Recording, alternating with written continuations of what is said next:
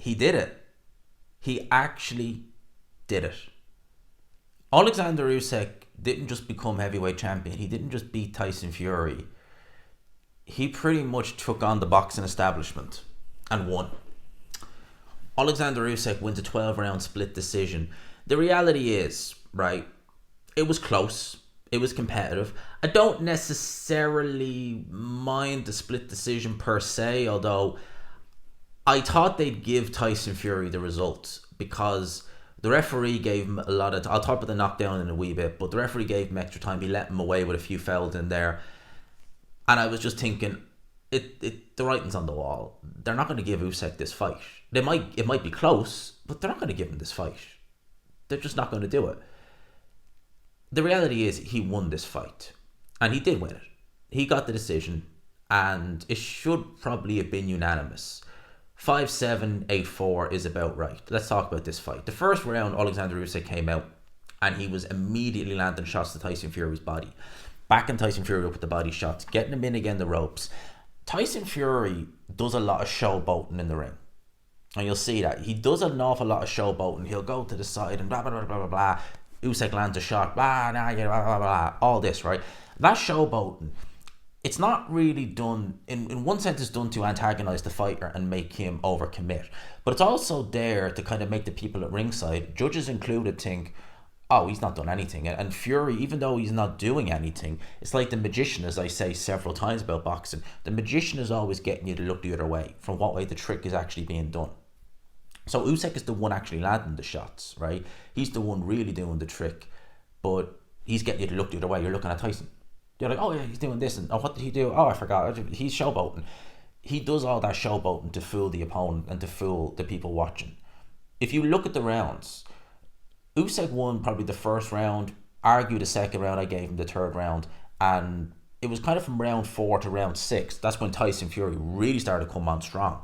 And it looked to me like Fury was going to win this fight comfortably because he was able to cut Usyk, he was able to buzz him a little bit, he was able to get the uppercut working, which was a lovely shot that Fury was landing. It was a brilliant uppercut, it looked brilliantly crisp.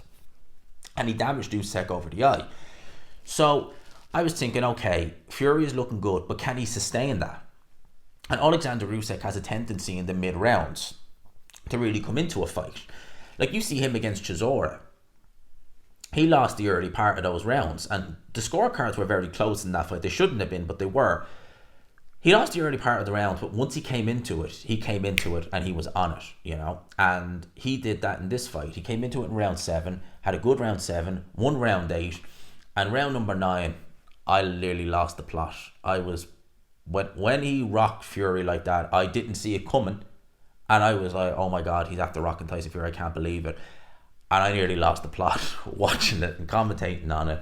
He was able to hurt Tyson Fury. He was able to drop him. And Fury looked really badly hurt. Like, this was worse than I've seen him in the past. He looked really hurt in there.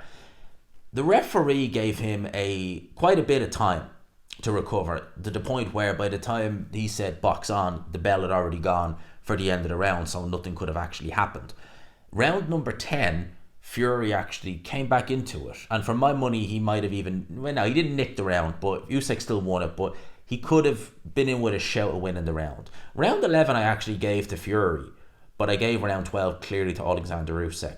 Oleksandr Usyk, after round 7, he came into it. He came into his own. He was able to get a lead. He was able to get a knockdown. And by then, I think that the gas had gone from Tyson Fury. I think that Fury had his best phase of the fight, and then he slowed down enough. Usyk was able to read the shots better. So the uppercut Fury was throwing that he was landing on Oleksandr Usyk, he didn't land it. After that point, he wasn't able to land it. The shots were falling short. His legs were a lot slower. Usyk still had the poise in his step. Usyk was fatiguing, and I've seen people in the Element group say Usyk's legs are gone. He's getting leaned on at times in there. He was getting roughed up in the clinch. You know, the referee should have been having worse. There was a few times Fury would have him and he would hit him like that. It's like, come on, that's not on. You can't do that. So obviously you're going to get tired if that happens. Your legs are going to lose a bit of poise anyway. So we get to the 12th round. For my money, Usyk won it. He deserved to win it. Fury was competitive. It was close. I just didn't feel they give it to Usyk. So when I heard, I think it was a 114, 113 or 12 or something like that to Fury, I was like, could be a draw. Ironically, had there not been a knockdown in round number 9, it would have been a draw. It would have been a split draw. It would have been a split draw. Incredible, really. Usyk gets the decision. He is now undisputed heavyweight champion. Fury is debating the result, as you would expect. He's saying, we're going to do the rematch. Let's do the rematch in October. Let's go for it. Let's do it. I'm happy to go and see a rematch with it. I want to say that Fury, in the build-up to this fight, that I'm talking about over the last 2 years, has not covered himself in glory. And the criticism I've had for Tyson Fury, not the fighter, the person, in my opinion and the opinion of the majority, has been 100% justified.